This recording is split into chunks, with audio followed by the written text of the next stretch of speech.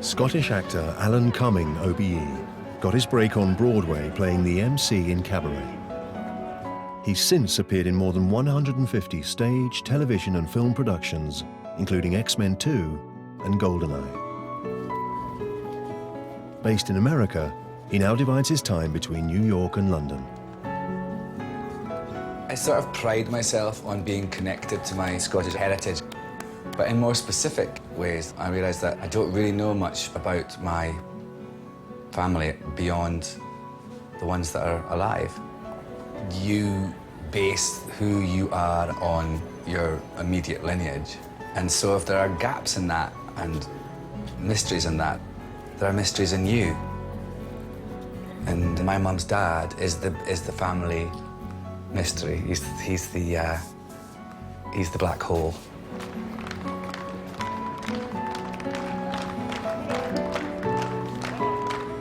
There's a picture of him on my hallway wall, and each time I go past him, that's a big zero. I know nothing.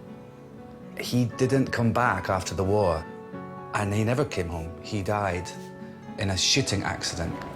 But at my granny's funeral, someone sort of intimated that it wasn't an accident.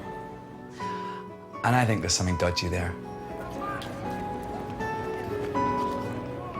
I sometimes feel that other parts of my life have been like an episode of Dallas, so I don't know why this shouldn't be too.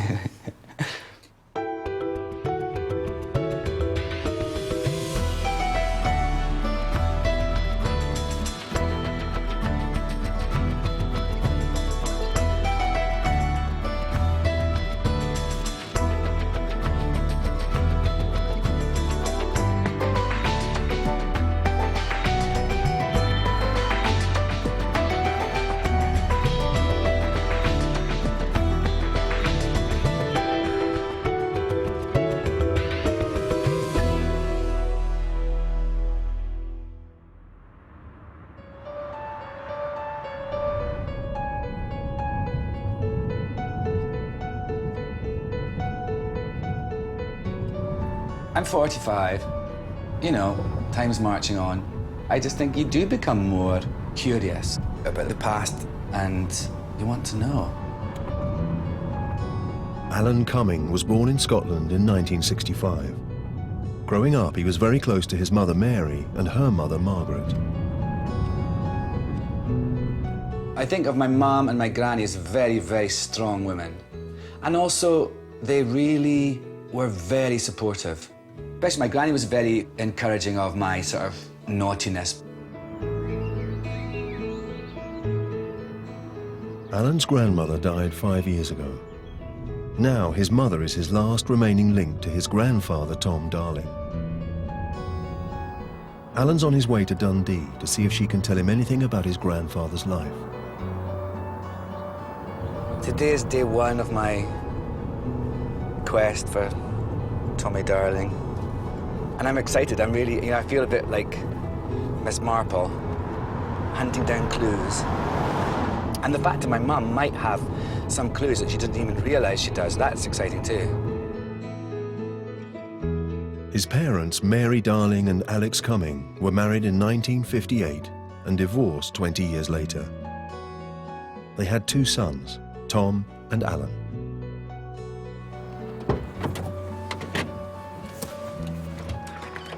Hi, Mary darling. Oh, lovely to see you. How are You too. I'm good. Mary's father, Tom Darling, was born in 1916. He was orphaned at the age of 2 and brought up by an aunt.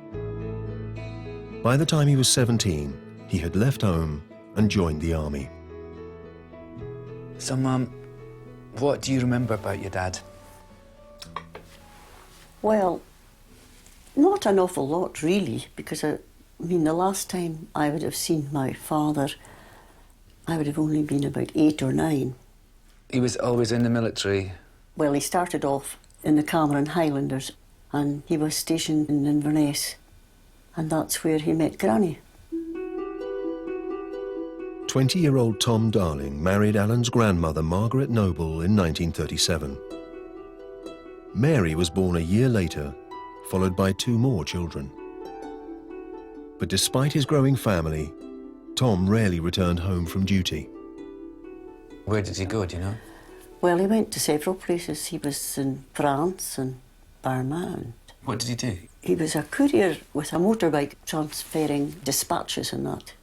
So what's this got to do with it? Now, read that. Services Trial, 1939. Is this something he won? Obviously, yes, he'd entered some trial and he had won this pewter jug. For his bike? Yes. So he's a biker. This is his certificate of service. An excellent type. Honest, sober. That's unusual in our family. and trustworthy. Beg your pardon. And is thoroughly reliable. Wow, it doesn't get much better than that. This is one of his medals for bravery in the field.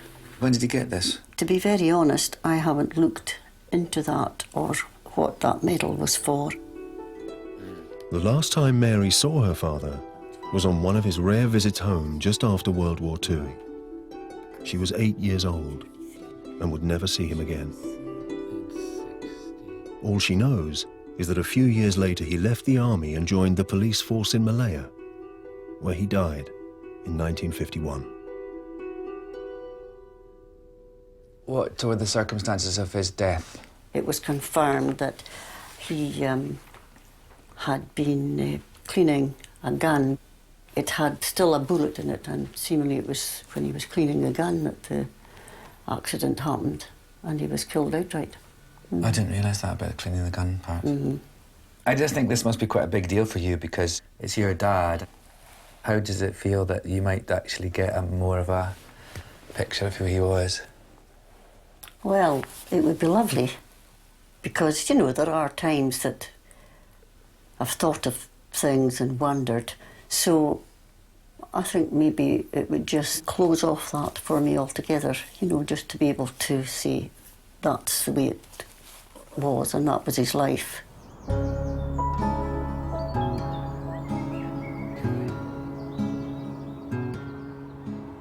I don't know. I'm not convinced. I don't think it makes... I don't know. I mean, she seems quite clear that's how he died and it was an accidental thing and that's what the death certificate said. I guess I just feel that the years preceding his death are so unclear, unlucid. So I think I want to actually catalogue properly his military career. So I think I need to go and find out about the Cameron Highlanders.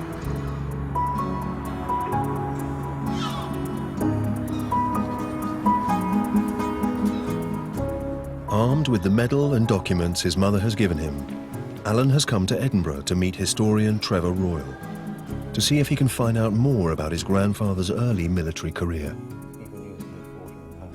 The Cameron Highlanders had a great reputation. They were very proud of the fact that they were a very closely knit regiment, as much a family set up as a military formation.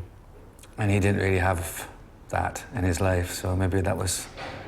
Could have been that he was looking for something like that. Maybe, yeah. Now, what we have to do is to go to his annual report to see what kind of soldier he was. This is in 1933. 33. Been employed as a cook for 7 months. Is that right? Is a very good, reliable worker and has given every satisfaction in his employment.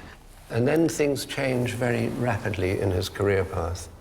From being a cook at the depot, suddenly we see the magic name motor mechanic. September 39, he passed his RADC... RAOC, that's Royal Army Ordnance Corps training. To wit, 939 services trial. Gosh. That's Corporal Darning. Would that be what you've got for passing his test? A services trial would have been a cross-country exercise, and he obviously won it. A services trial was basically a test of a motorcyclist's ability going cross-country under the kind of operational conditions that would exist if the battalion went to war. During the summer of 1939, the battalion was in northern France, and basically they just waited for the Germans to attack. Mm-hmm. And when the attack came in, they were amazed by the power and intensity of the German assaults. They'd never seen anything like it before.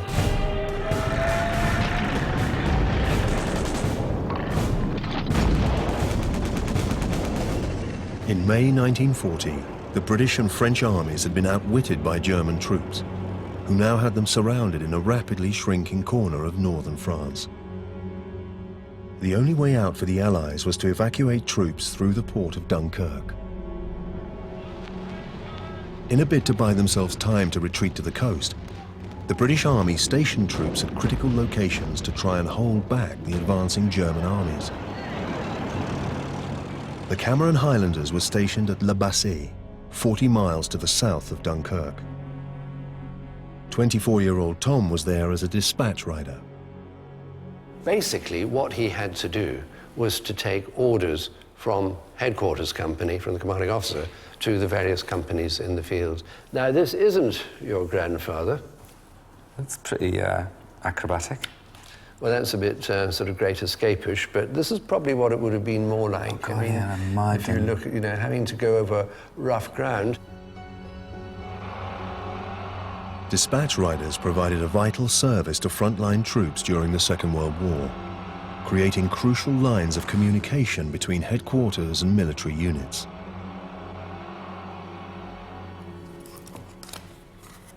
Is that from, when did you get that? What is that, first of all? This is a military medal. He was awarded it in May 1940. Right. Here is the regimental magazine, and here is your grandfather.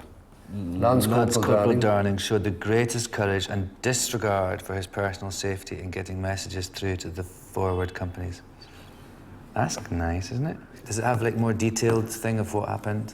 You will look in vain for exact details in the citations. But this is, a gallantry award of which you should feel very proud.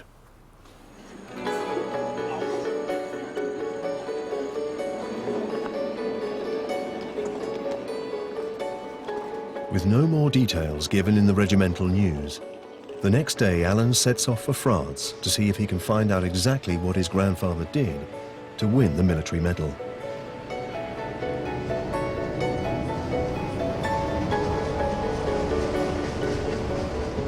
This medal is like Exhibit A in my mystery, in my case, but I feel it's the biggest smokescreen so far because it just looks like it says for bravery in the field. It's like, whatever, you know what I mean? You're a soldier.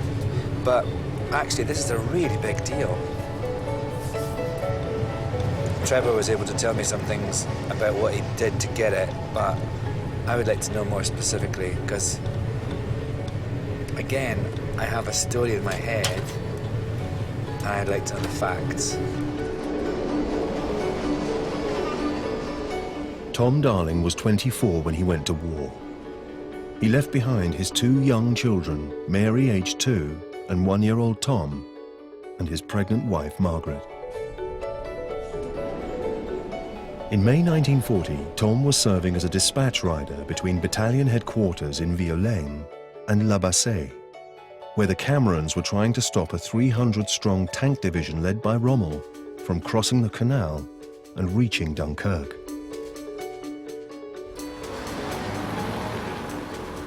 Alan's come here to meet historian David French.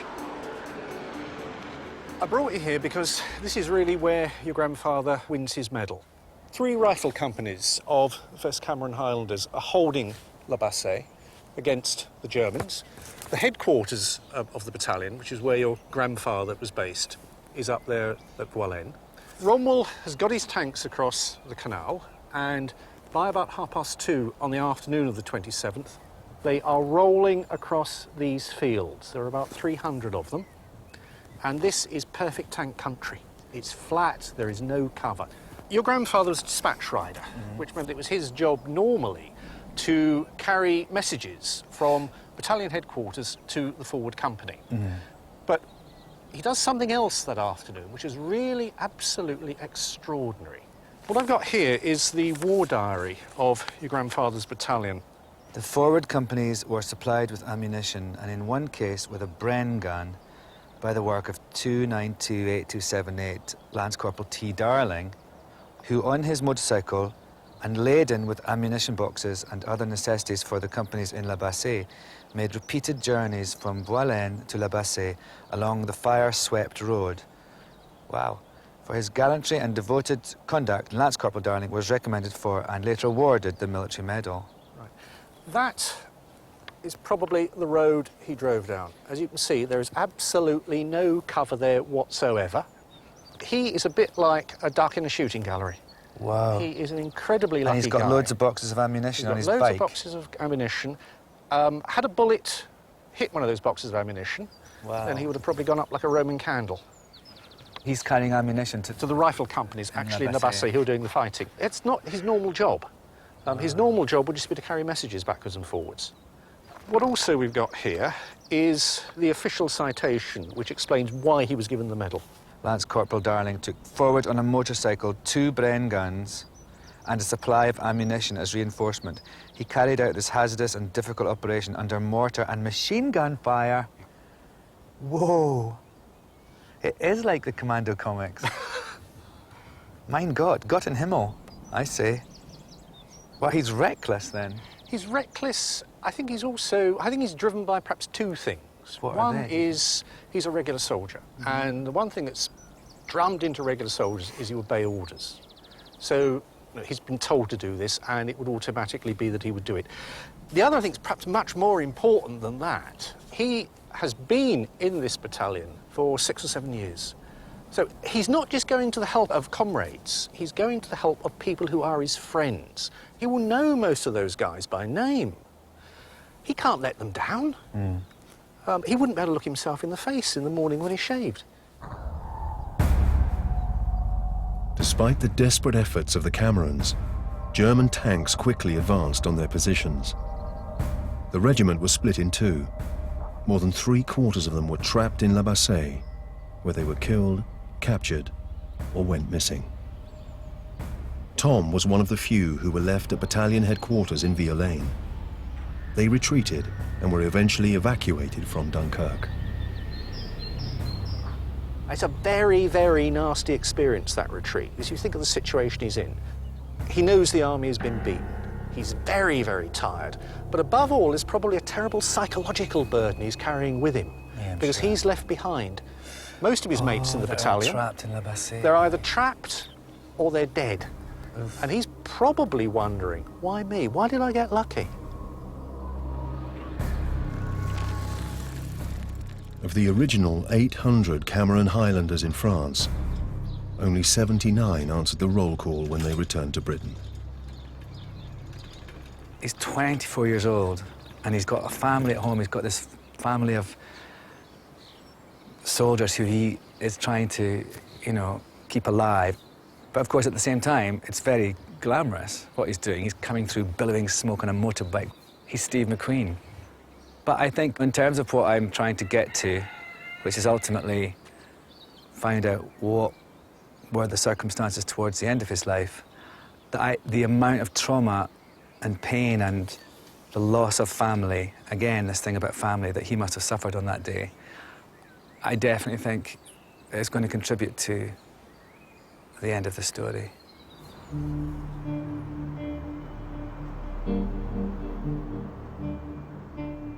Alan is back in London, looking for clues to what happened when his grandfather returned from France.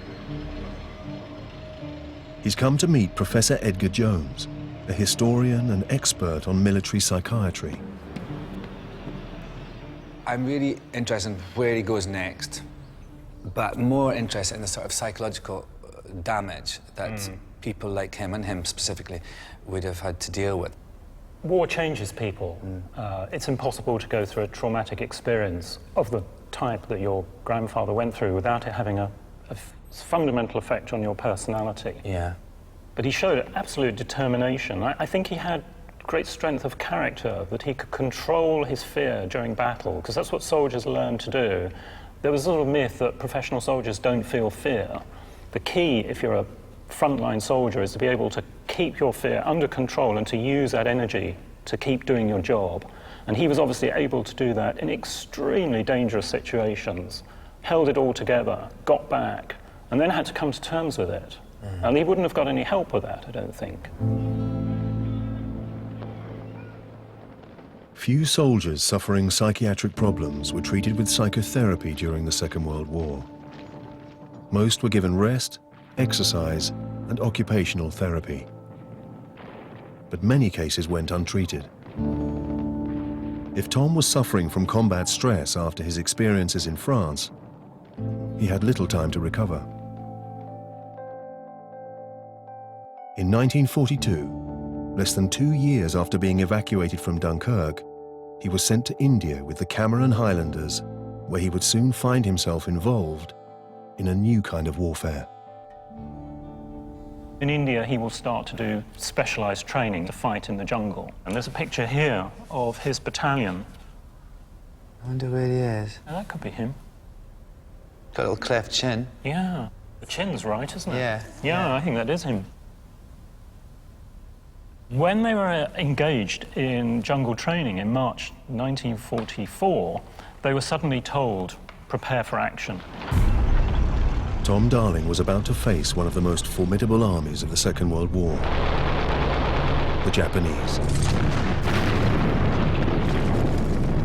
Japan entered the war in December 1941 when they bombed Pearl Harbor.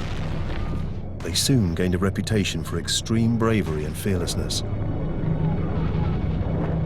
By March 1944, they'd advanced through Burma and had their sights set on the jewel in Britain's crown, India.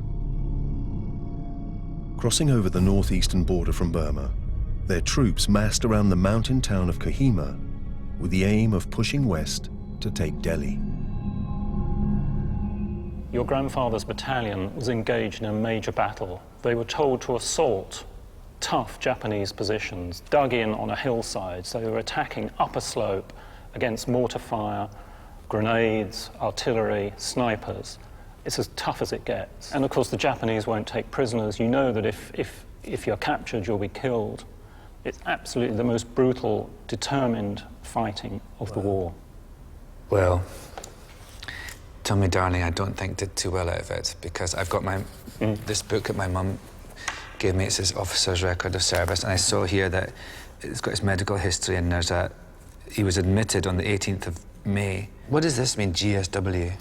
It's a general acronym for gunshot wound, but it doesn't necessarily mean that he's been shot with a rifle. The nature of his wounds...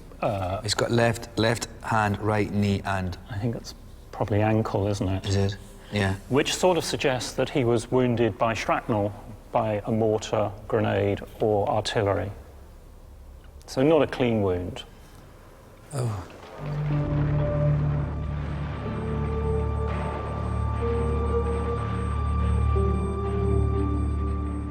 Tom's personal officer's book shows that 2 weeks after being wounded, he was admitted to a hospital in Dehradun.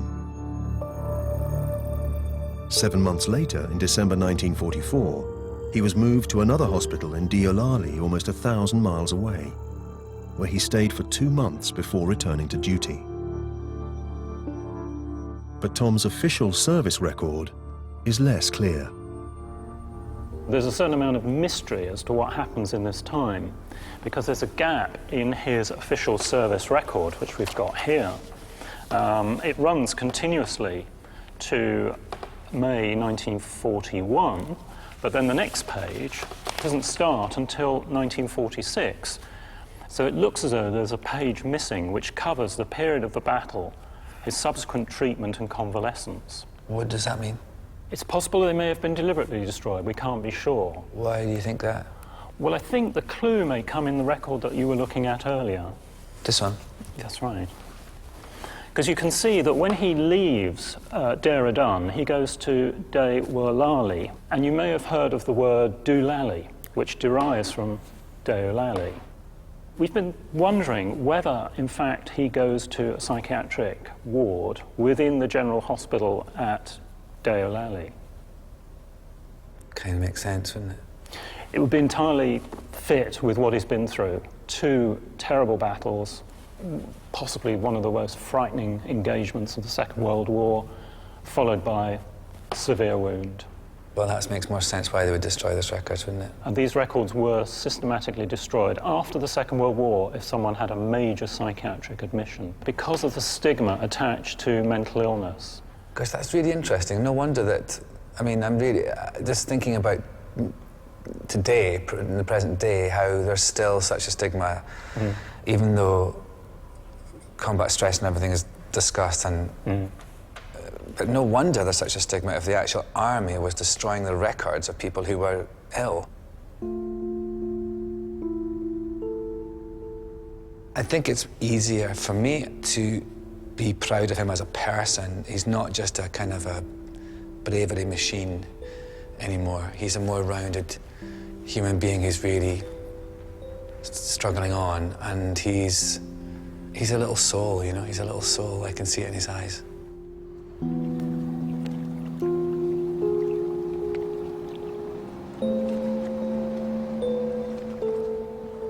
To get an insight into what his grandfather went through during the Battle of Kohima, Alan is hoping to find someone who fought there.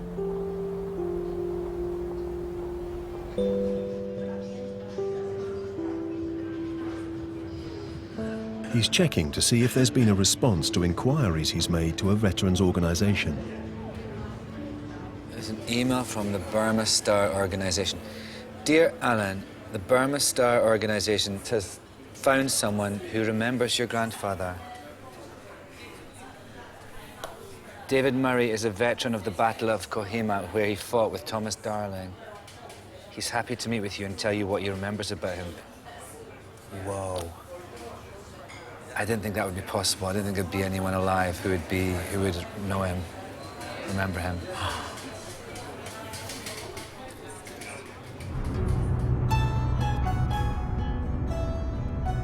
Alan's on his way to Bristol to meet David, who is now 89.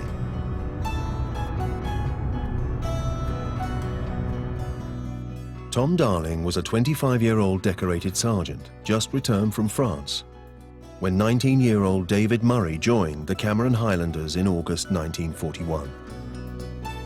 As a second lieutenant, David was Tom's superior.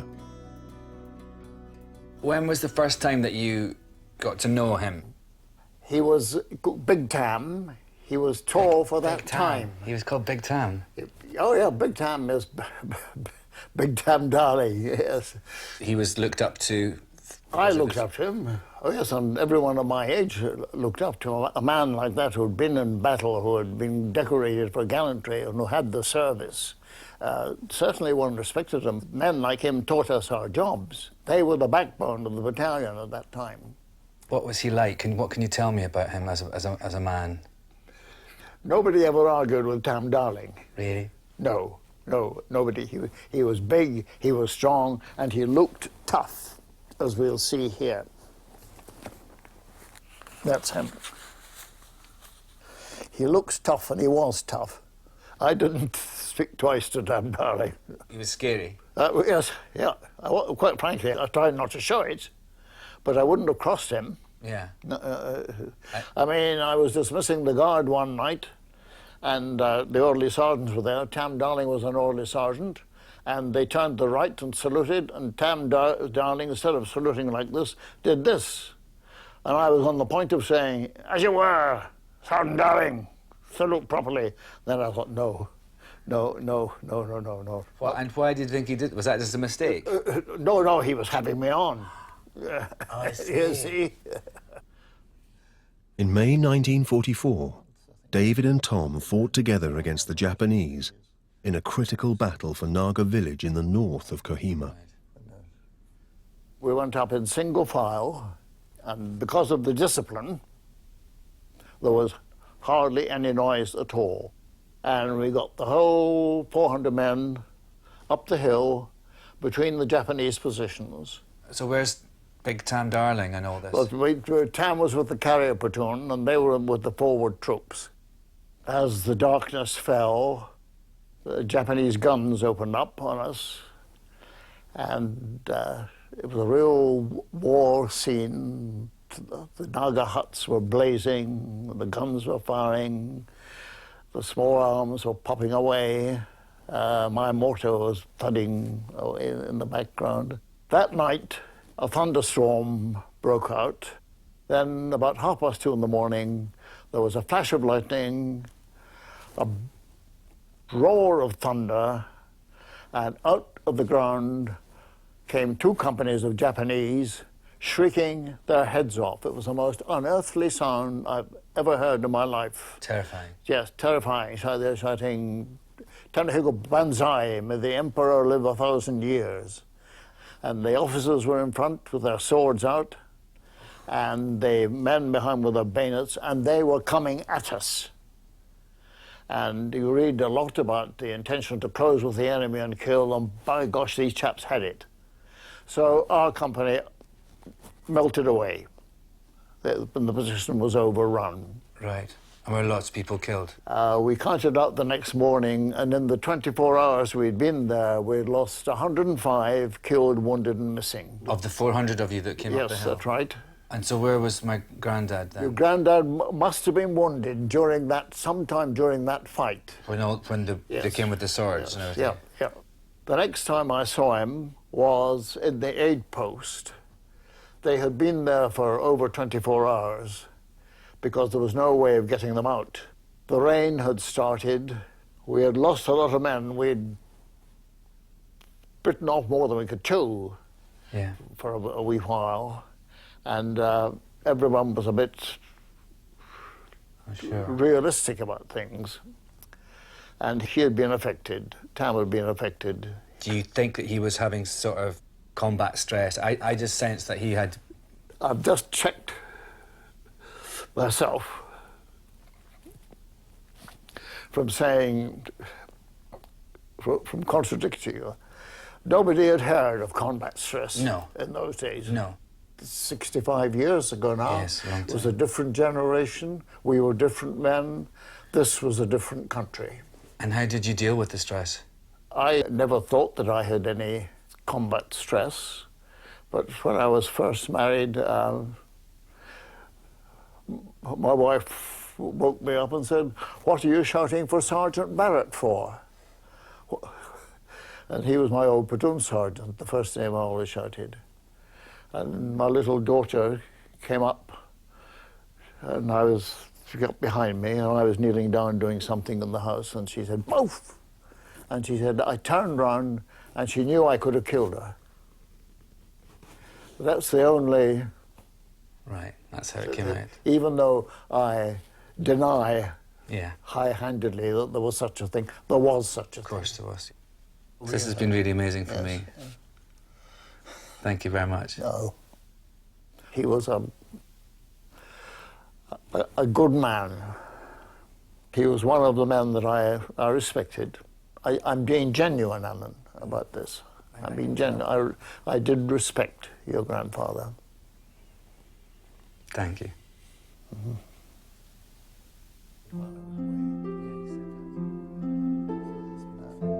David is such a lovely man, and the fact that someone like him, who's such a, soldier through and through and all about respect and honour and character, that he would speak about Tam Darling, no longer Tommy Darling, in such glowing terms and with such respect and awe is really lovely and really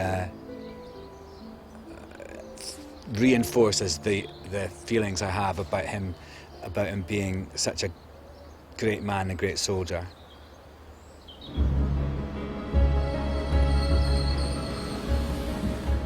Records show that after finishing his tour of duty in India in November 1945, Tom Darling returned to Britain. He went home to visit his wife and children, but it was to be the last time they would ever see him. Tom served 4 more years in the army, working in an administrative role in the UK and Germany, but never went home again. Alan knows that after leaving the army in 1949, Tom applied to join the police force in Malaya. He's in London to meet historian Rob Lyman to see if he can find out more. When Thomas saw these advertisements in the newspapers for lieutenants for the Malayan police, would have struck a real chord with him. Here's an opportunity for excitement, for earning some more money, for seeing the world again. Remember, he's seen a lot of the world. Yeah, and he's still a young man. He's like absolutely 30. right. Just so happens that we have managed to find a copy of his application form. Surname, Darling, MM.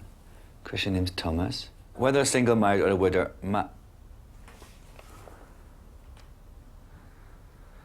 Oh, me. Oh, sorry. Separated. He was separated. Why does my mum not know that?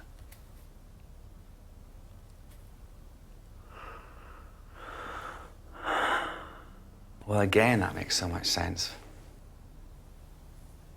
Another rationale for disappearing halfway around the world. Mm-hmm. That makes so much sense to me in terms of why there were these gaps when he never came home. It was a very common problem in His Majesty's forces at the time.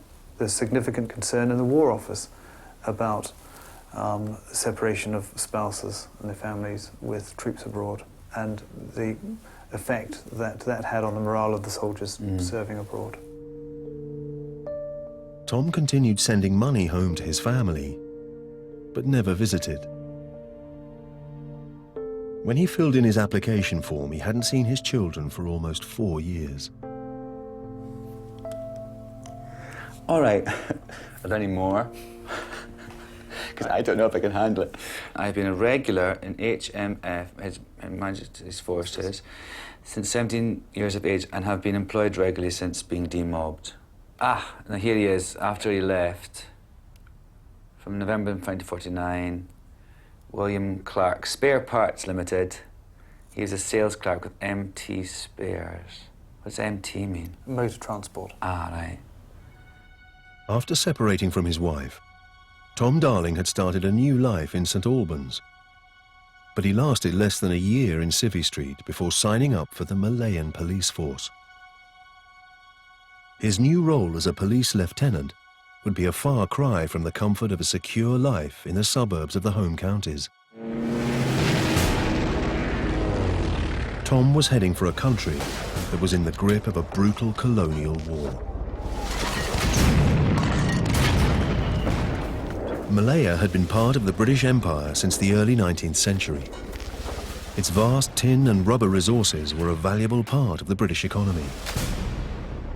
But in 1948, Malayan communist guerrillas began murdering British plantation managers and attacking British businesses in a bid to overthrow their colonial rulers. So he's got this kind of nice, comfortable job, but then he wants to give it all up and fly across the world and go back into war-torn jungle. There is What's wrong with him? There's a very powerful sense, actually, that and he's just not unusual that he's going back to war. Perhaps he's missing the intensity of the physical engagement he's had with life in the military. Tom Darling was going to Malaya to take charge of one of the new villages that had been set up as part of Britain's plan to beat the communist guerrillas. Surrounded by barbed wire and entered through checkpoints, the purpose of these new villages was to cut the communist fighters off from the local population, who might give them food and supplies. Almost 500,000 people were forcibly moved into these villages.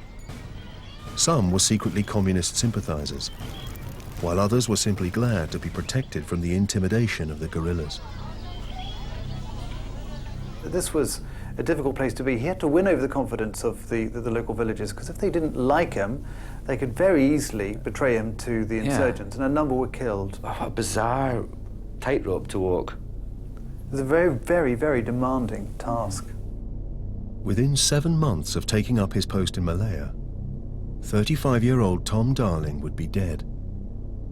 But exactly how he died is still unclear. With no records available in Britain, Alan is travelling to Kuala Lumpur in Malaysia, formerly Malaya.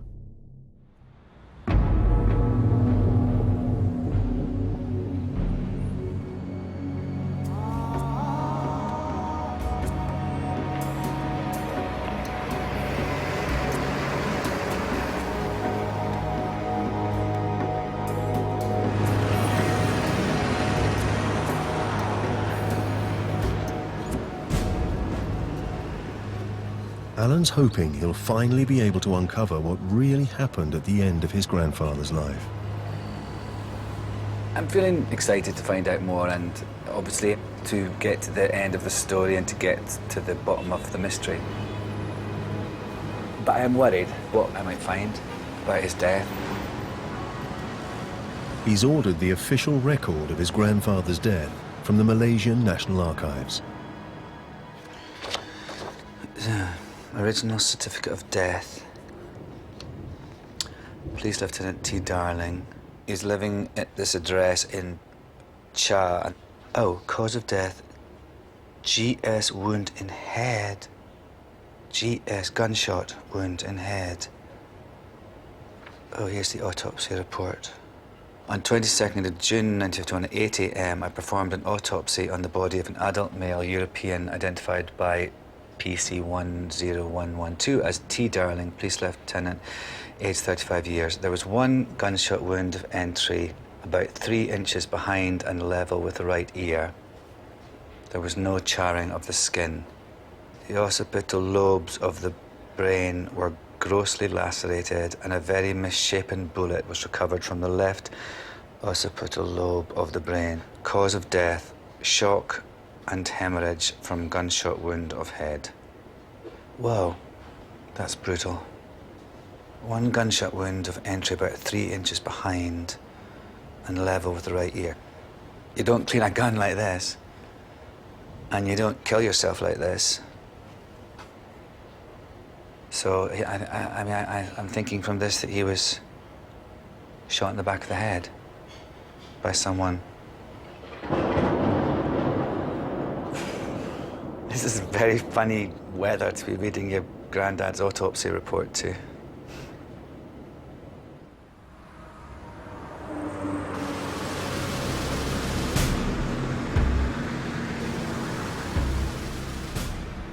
The information in the autopsy report is limited, so the next day Alan sets off for Cha, 100 miles south of the capital, to see if he can find out more.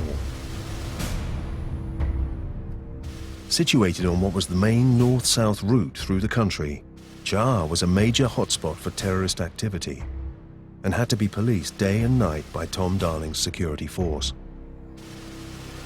Hello, Alan. How are you? I'm good, Roy. It's very nice to meet you. Alan has tracked down Roy Sampson, who was in the police force at the same time as his grandfather. Whilst Tom's job was to maintain security in the village, Roy patrolled the surrounding jungle, capturing and killing communist guerrillas. So did your jobs ever overlap in any way? Oh, yes, they did. Well, I don't know about overlap, but they met. When we killed somebody, they were brought back to the police station for display to the public for 2 reasons. First of all, they had to be identified. And secondly, we wanted the local population to see what happens to terrorists, to give them a deterrent, in fact, from joining them. Now, these are a couple of pictures of those decorations to the police station, if I may use the term, and that's another one. Now, at that stage, they became the responsibility of Tom.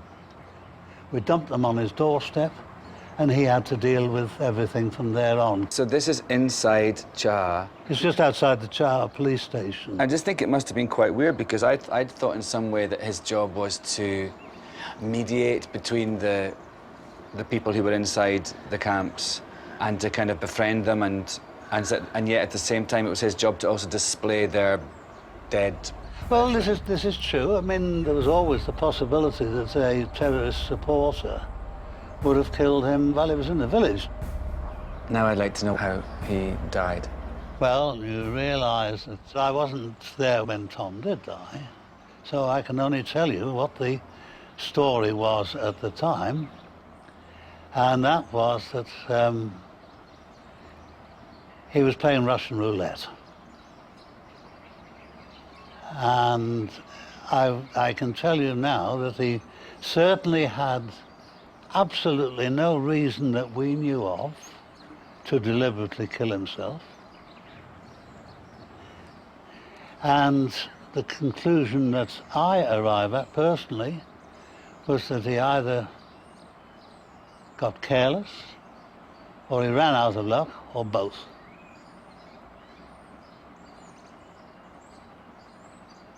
I've never seen any reason at all to believe that that view wasn't Russian true. roulette, does that... people play You feed around into one chamber of a revolver. It's got to be a revolver. I know what it obviously. is, I know. And you put it to your head, and I'm told that somebody who is accustomed to doing it can tell by the feel of the pistol whether the round's at the top opposite the barrel or whether it's down at the bottom. But was it a common thing to do, to play Russian roulette here? Not that I know of, but I think it was with Tom. I think he had a reputation for it. The story was that he'd been playing it regularly for quite some time.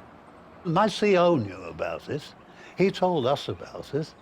And Tom's own immediate senior would have known about it. And the only conclusion I can arrive at, that he was so highly thought of as a police officer that he closed his eyes to it.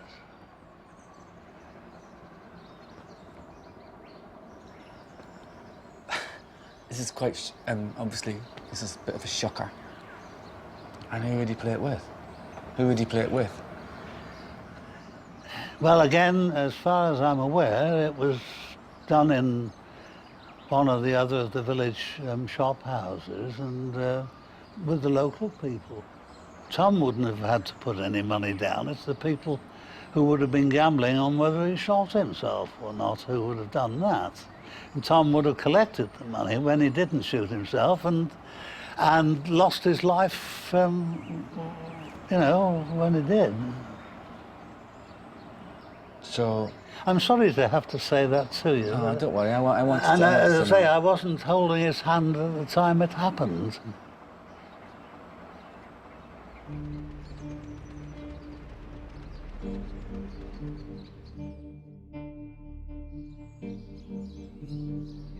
I really am sideswiped. I didn't see that one coming at all. What state of mind must he have been in to be getting his kicks from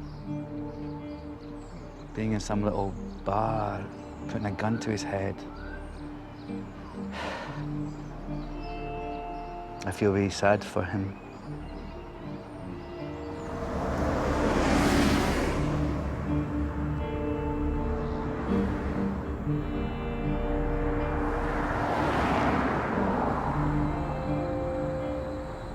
Alan's discovered two more people in Johar who may remember his grandfather.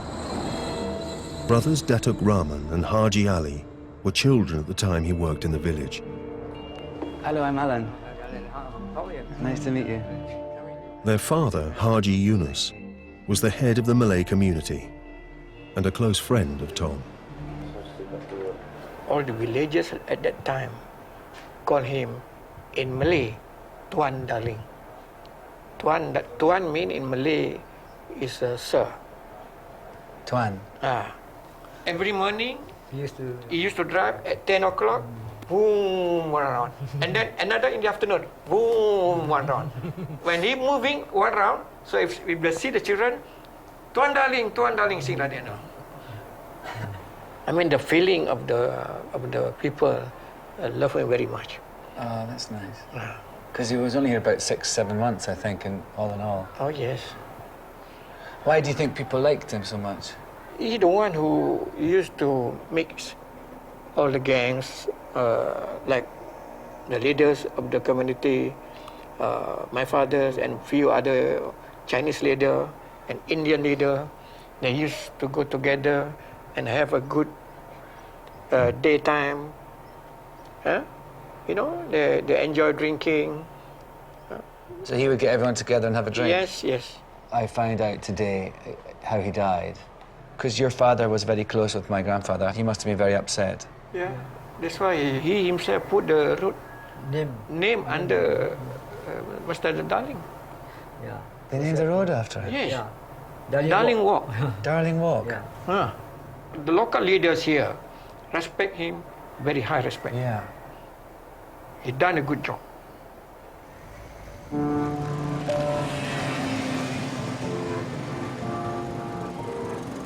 The brothers take Alan into the centre of the village to show him the street and park named in honour of his grandfather.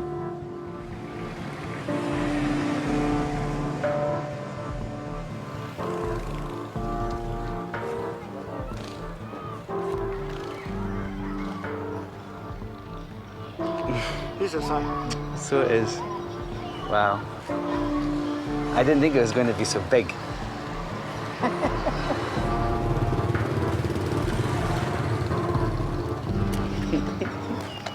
This is what. This is Darling Walk. Yes. Wow, so it is, look. This name, Darling Walk. Yes. Wow, look at that.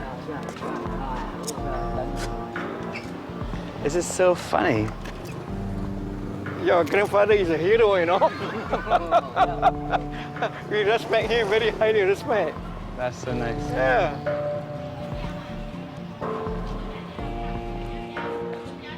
After showing Alan Darling Walk, the brothers take him to the place where his grandfather was drinking beer and playing Russian roulette the day he died.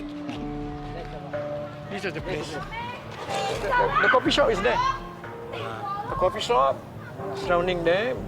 They took the beer, bring to this tent.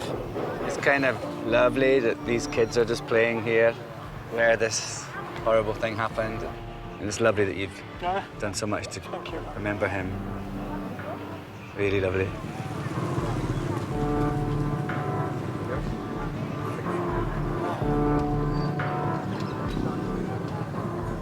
This has been a crazy day.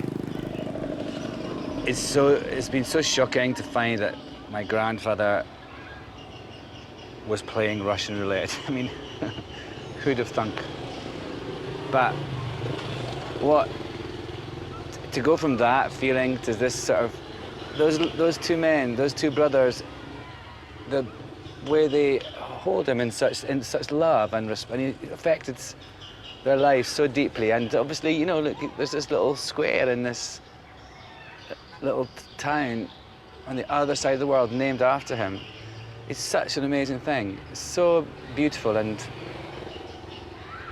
I guess, you know, what has made me think of, just like how Tommy Darling, just, you know, he lived life with the volume cranked way up.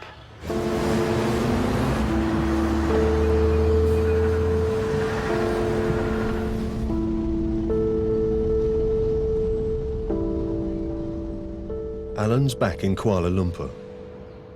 Before leaving Malaysia, he's visiting the National Archives to see if he can find any written proof that will confirm his grandfather died playing Russian roulette.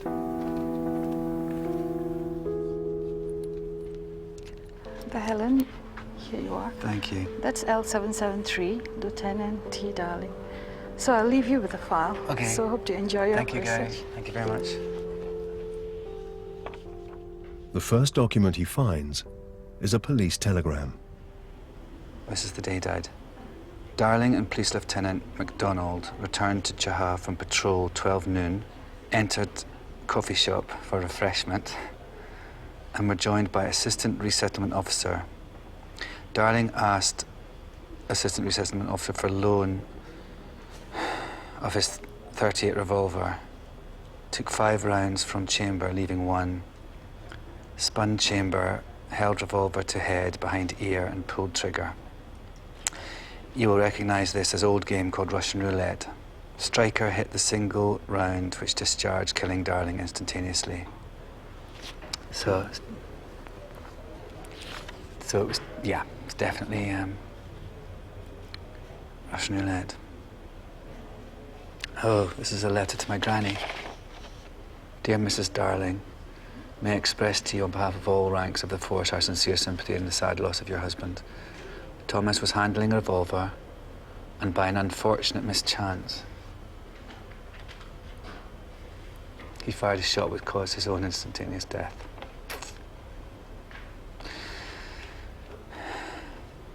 So they didn't tell my granny what it really was.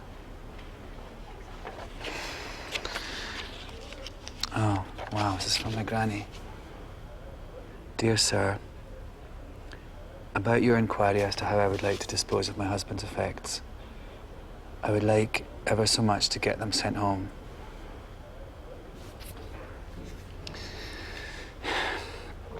As the children would like something belonging to him, as a keepsake, also myself, as we have nothing of his to remember him by.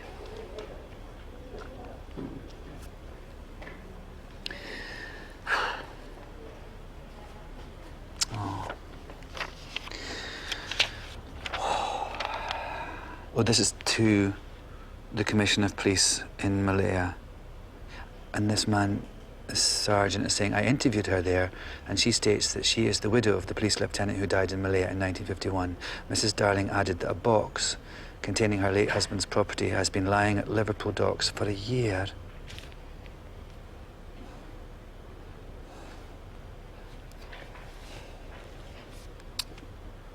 As she is unable to pay the £4 carriage demanded.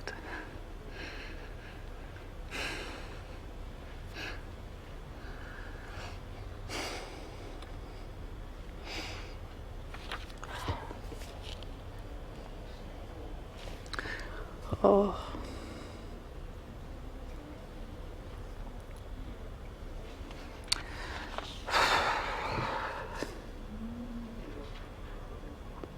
She and oh, my poor little granny.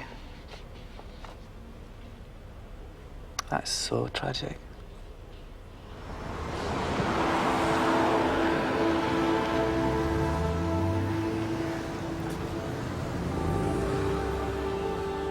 Tom Darling's wife and 3 children eventually got his box of effects.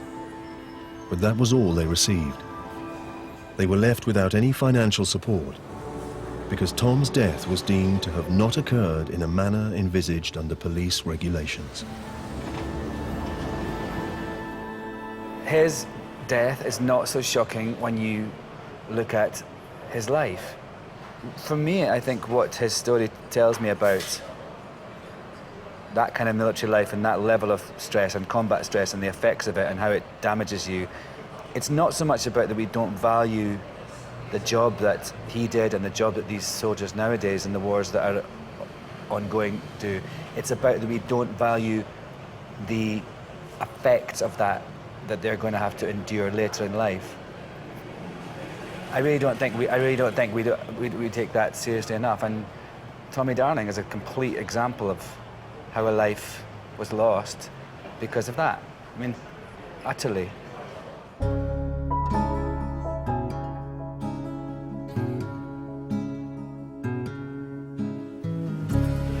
Finding out about him and having to share that with my mum and my family has kind of reinforced my belief that it's really important to be honest and open and to have no skeletons in the closet.